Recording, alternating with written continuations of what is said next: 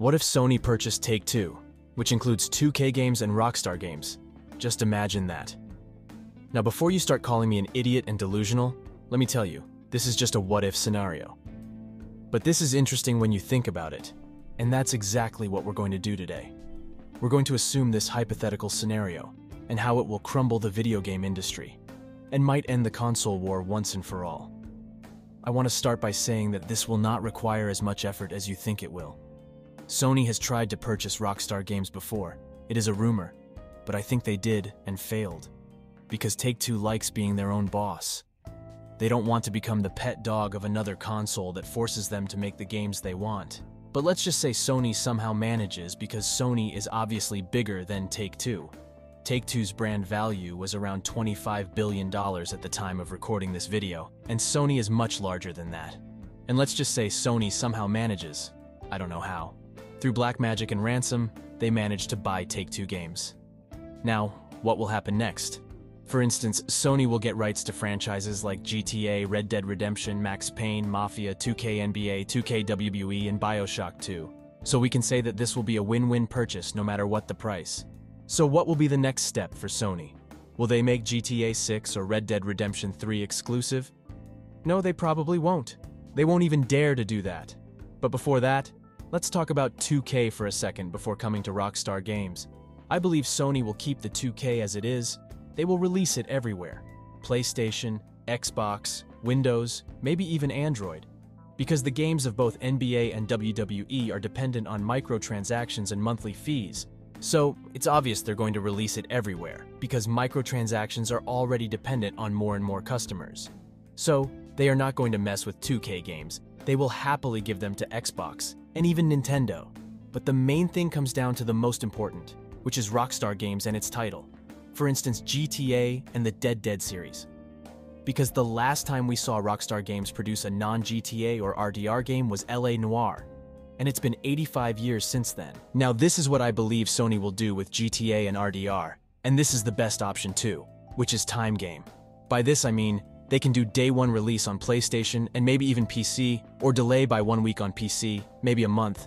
I don't know, but they can delay by 3 or 6 months on Xbox. They will still eventually release GTA and RDR games on Xbox, but with a delay. So people are forced to buy PlayStation to play instantly. And for GTA Online, which is the real cash cow here, they can still do this. They can release DLCs and new packs first on PlayStation and later on Microsoft. But that might be a problem because GTA Online has its own subscription. But still, the Time Game can work pretty well and can backfire too.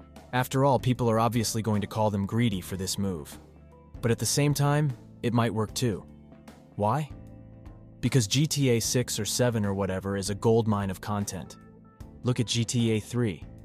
Even after 10 or 11 years of release, people still make content about it, consume it, and play it. So GTA games tend to have longer runs. Even GTA 4 had a very long run, and still does. So GTA games are going to have a long run. So the release might not affect, people will still be buying GTA 6 copies, even after 2 or 3 years. So they can place their bet on this game. And this is a good option too. Risks are minimal, but rewards are high. They can eventually suppress, or even if they want to, expand the PlayStation Plus and compete it with Xbox Game Pass. They can mess around. Maybe even come up with, hey, do you want to play Red Dead Redemption 3 Day 1? Buy a subscription top tier and you can have that. While Microsoft will try something different to counter this. This can prove a good strategy. But I don't think this is a very gamer-friendly strategy. Because games like Red Dead Redemption and GTA should be available all over. They should not be exclusive. That's great. I'm completely against this strategy, but this strategy can work. Now for the billion-dollar question. How will Rockstar Games as a company change under Sony and Nintendo Take-Two?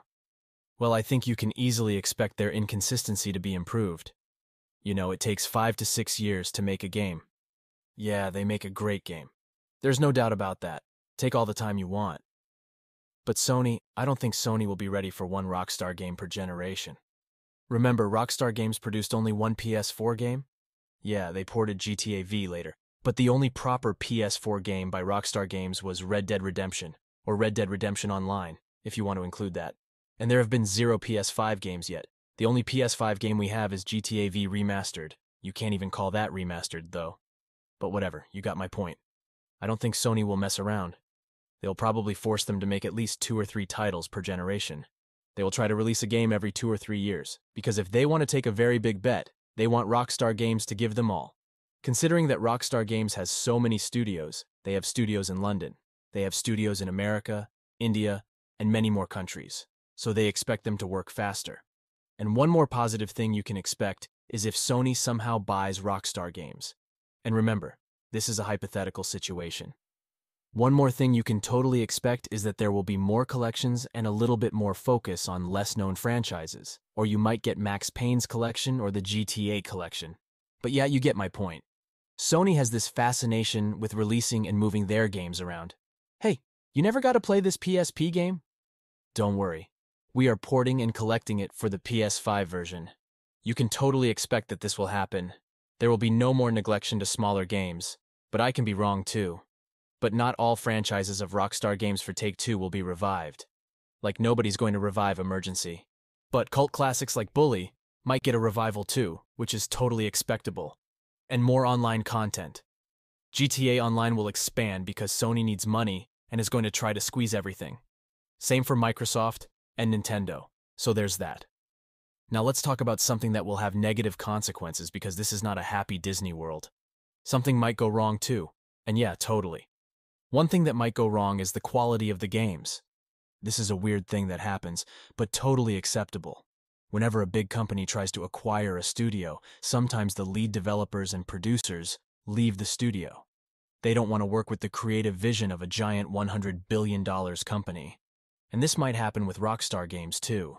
They're big names, mildly new company, new guys coming, and totally 360 the aura of GTA and RDR games.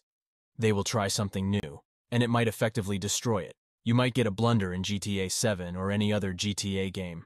That can totally happen.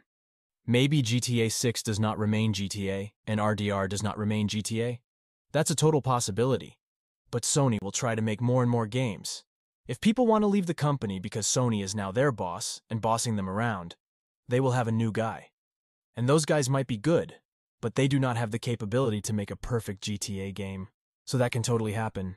Now what I want you to do is go into the comments and tell me your thoughts about this hypothetical situation. And remember, do not get mad because this is only hypothetical and might never happen. You might like Xbox more or PlayStation more. This is just a what-if scenario. That's what it's all about. So don't forget to share your thoughts. And thanks for watching. I'll see you in the next video.